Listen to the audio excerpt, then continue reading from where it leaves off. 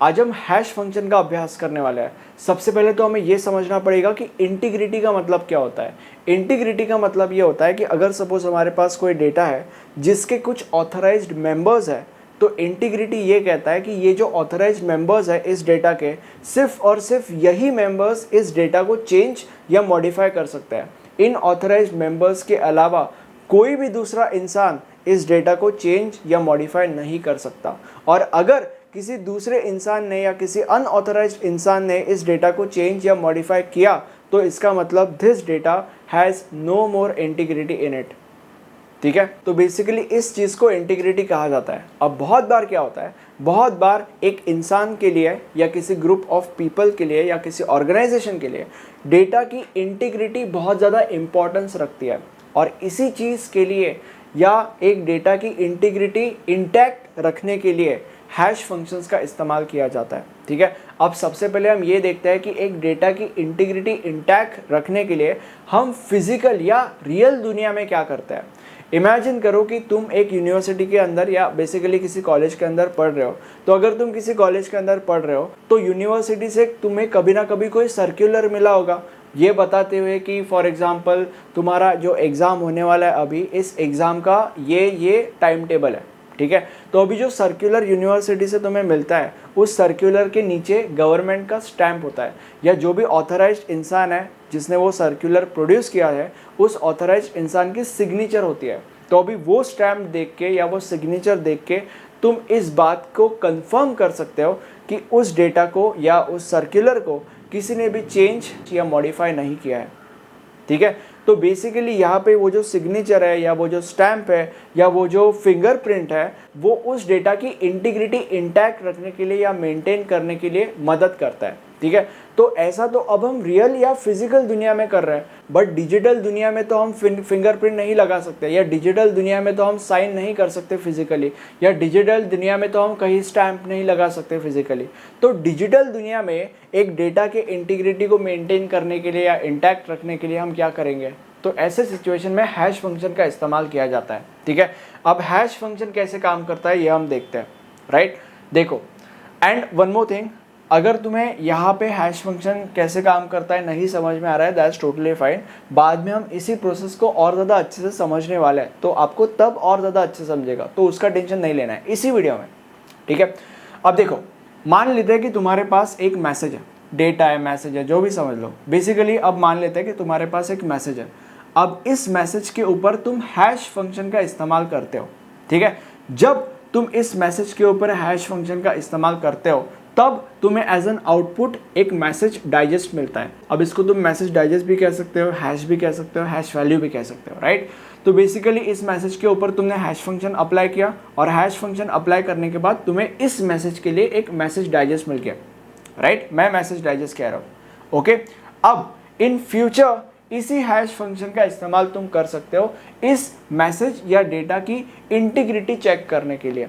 मतलब ये चेक कर सकते हो तुम इस हैश फंक्शन की मदद से कि किसी अनऑथराइज्ड इंसान ने इस मैसेज या डेटा को मॉडिफाई तो नहीं किया है। ये चेक करने के लिए तुम इस हैश फंक्शन का इस्तेमाल कर सकते हो।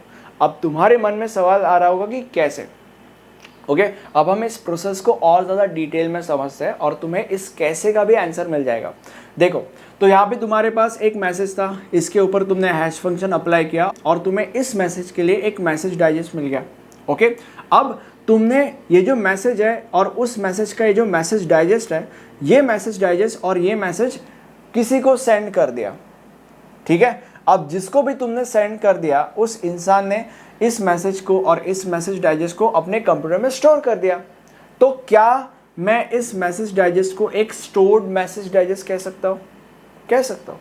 राइट, अब उस इंसान को इस मैसेज की इंटीग्रिटी चेक करनी है, उसको ये चेक करना है कि इस मैसेज को किसी अनऑथराइज्ड इंसान ने चेंज या मॉडिफाई तो नहीं किया। तो अभी वो इंसान क्या करेगा, देखो, उस इंसान के पास ये मैसेज तो है, राइट, और उस इंसान के पास ये स्टोर्ड मैसेज डाइजेस्ट भी है। ओके, तो अभी वो क्या करेगा, इस मैसेज के ऊपर हैश फंक्शन का इस्तेमाल करेगा। राइट, अब हैश फंक्शन का इस्तेमाल करने के बाद उसको इसी मैसेज का एक मैसेज डाइजेस्ट मिलेगा। ओके, अब ये जो मैसेज डाइजेस्ट उसको मिलेगा, ये एक करंट मैसेज डाइजेस्ट होगा, क्योंकि उसको तब ये मैसेज डाइजेस्ट मिला है। पुराना वाला मैसेज डाइजेस्ट नहीं, पुराना वाला message digest stored message digest है। मैसेज मिलने के बाद जब वो हैश फंक्शन अप्लाई करेगा उस पर, तो उसको करंट मैसेज डाइजेस्ट मिलेगा, मतलब उस वक्त का मैसेज डाइजेस्ट मिलेगा। अब जब उसको ये करंट मैसेज डाइजेस्ट मिलेगा, वो क्या करेगा, वो इस करंट मैसेज डाइजेस्ट को और स्टोर्ड मैसेज डाइजेस्ट को कंपेयर करेगा।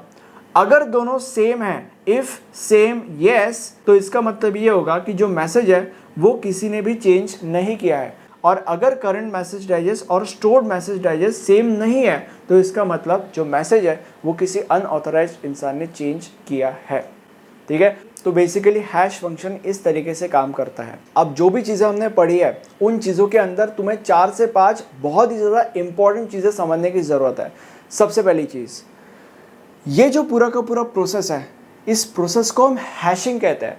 दूसरी जो चीज़ तुम्हें समझने की ज़रूरत है वो ये है कि इस प्रोसेस के अंदर, या बेसिकली वैसे भी, ये जो मैसेज डाइजेस्ट है उसका मतलब क्या होता है, इसके अंदर होता क्या है। Message digest is basically an array of numbers and letters, या बेसिकली तुम मैसेज डाइजेस्ट को एक फिक्स्ड साइज कोड भी कह सकते हो। ठीक है, अब तीसरी चीज़ जो है वो बहुत ज़्यादा इंपॉर्टेंट है। तो अभी तीसरी चीज़ ये है कि ये जो हैशिंग का प्रोसेस है, इस प्रोसेस के अंदर ये जो मैसेज है, ये मैसेज एक अनरीडेबल फॉर्म में कन्वर्ट नहीं होता, जैसे एनक्रिप्शन, डिक्रिप्शन या क्रिप्टोग्राफी में कन्वर्ट होता था। ऐसा यहाँ पे नहीं होता। हैशिंग बस एक तरीका है जिससे एक मैसेज के साथ कुछ एक्स्ट्रा इन्फॉर्मेशन ऐड हो जाता है, जैसे कि मैसेज डाइजेस्ट, जिससे हम ये पता लगा सके या जिससे ये प्रूव हो सकता है कि उस मैसेज को किसी ने चेंज या मॉडिफाई नहीं किया है। ठीक है, और ये तीसरा पॉइंट बहुत ज़्यादा इंपॉर्टेंट पॉइंट है। बहुत सारे लोगों का इस चीज़ के ऊपर कन्फ्यूजन होता है। अब चौथा पॉइंट ये कहता है कि ये जो हैश फंक्शन है, ये कोई हैश फंक्शन नहीं है। अलग अलग प्रकार के हैश फंक्शंस होता है, जैसे कि फॉर एग्जांपल SHA-1। और एक अच्छे हैश फंक्शन के कुछ अच्छे प्रॉपर्टीज़ भी होने चाहिए, और इन्हीं प्रॉपर्टीज़ के ऊपर हमने एक बहुत ही ज़्यादा अच्छा वीडियो बनाया है, और एक क्वेश्चन भी बहुत ही ज़्यादा इंपॉर्टेंट क्वेश्चन है, और ये वीडियो आपको इस प्लेलिस्ट के अंदर मिल जाएगा। मुझे कमेंट सेक्शन में सच बताओ कि आपको वीडियो कैसा लगा। नोट्स बहुत ही ज़्यादा इंपॉर्टेंट है, और अगर आपको ये वीडियो पसंद आता है, इस वीडियो को अभी के अभी एक लाइक करो। Thank you so much.